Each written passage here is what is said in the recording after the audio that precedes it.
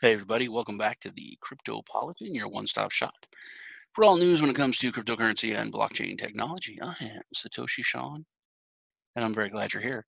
If it's your first time here, please hit the subscribe button and the bell for notifications. We try to get out news reports to you every day and a weekend report as well, which is what this is. If you're a new subscriber, old subscriber, just passing through, please crush the like button. Really helps us out. Let's jump into it. A few things I wanted to go over. There's a growing movement in the United States. In government, which is that's the interesting thing. Um, for understanding and a definite outline of cryptocurrency.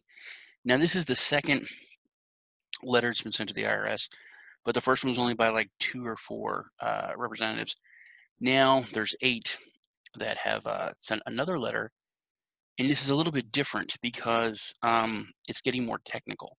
It's not just sending a letter saying what the heck is cryptocurrency, which is kind of what the last one was, and what should its taxation be. This is taking it a step further because the IRS has been making some moves and setting up a basic framework.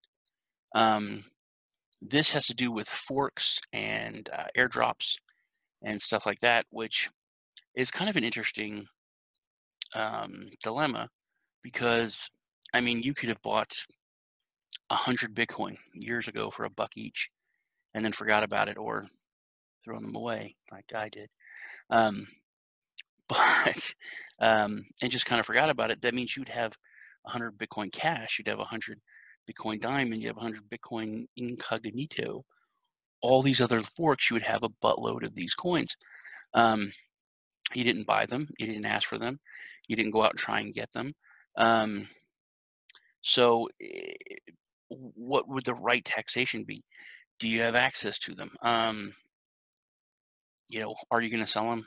Should you be taxed from when you first got them, how much they were versus what they are now? I don't know. There's a lot of It's an interesting dilemma, like I said, but it's just I wanted to kind of set the ground, the foundation for what we're going to talk about because it's growing. There's 8 congressmen that are Congress reps people. I don't know. Some of them are probably chicks that want to know what's going on and have the IRS work on that. So it's going to be a much more detailed framework that's moving forward. Now, there is, which we went over the bill. What is it? It's introduced by Arizona Congressman Paul Gosar, Cryptocurrency Act of 2020. That's it. Um,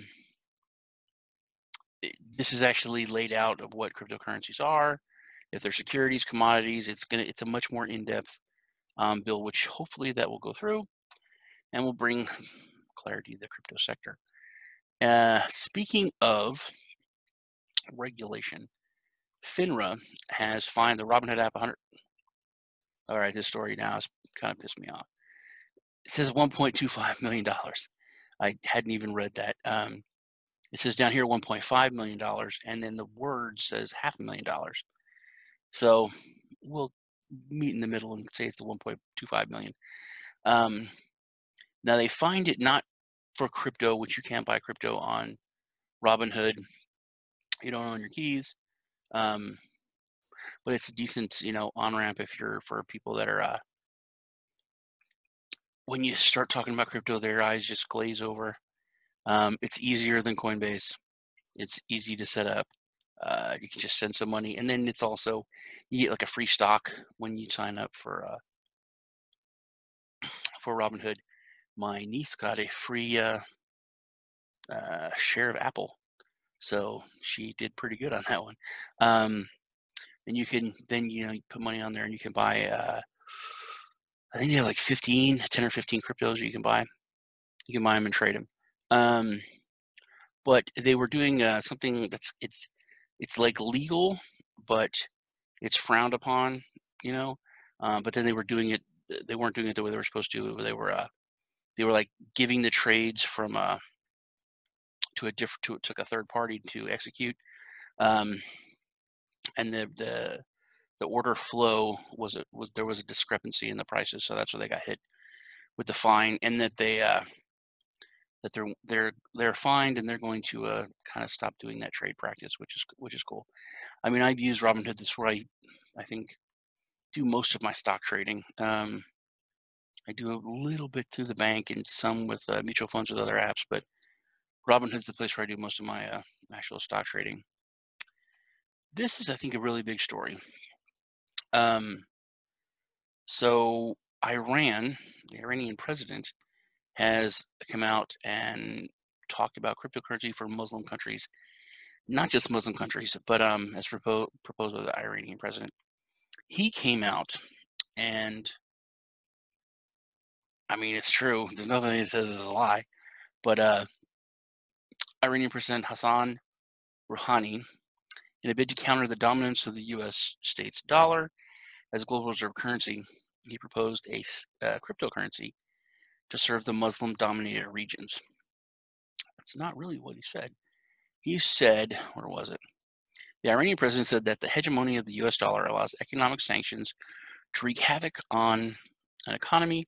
Efforts must be made to regulate the bullying of nations through economic sanctions. Earlier this month, a similar concept was proposed by the BRICS nations. I thought he proposed it to the BRICS nations. So he's come out and he wants to do that. But earlier this month, the BRICS nations came out in support of a uniform payment settlement of other countries. If you don't know what the BRICS nations are, they're nations, group of first to second world countries, I guess you could call them. They're technologically advanced nations that are still developed, really considered developing countries. Brazil, Russia, India, and China. Forgot China. And China. Together, they are a massive, massive political and economic powerhouse.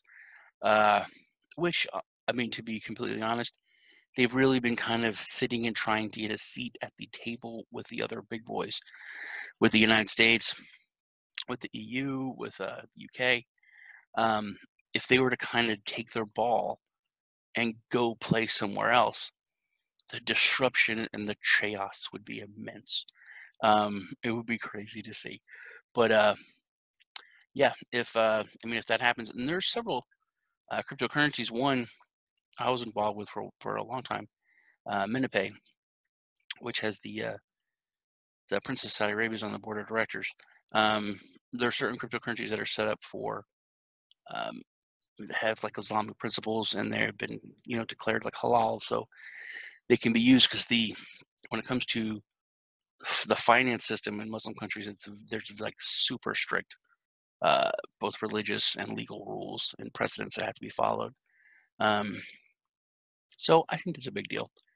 Another thing, Cipher, which we went over before, they are fighting human trafficking with over 20 million victims are traceable. Human trafficking is a huge problem. I live in a small town in Texas, and there was just a huge ring broke up like last weekend.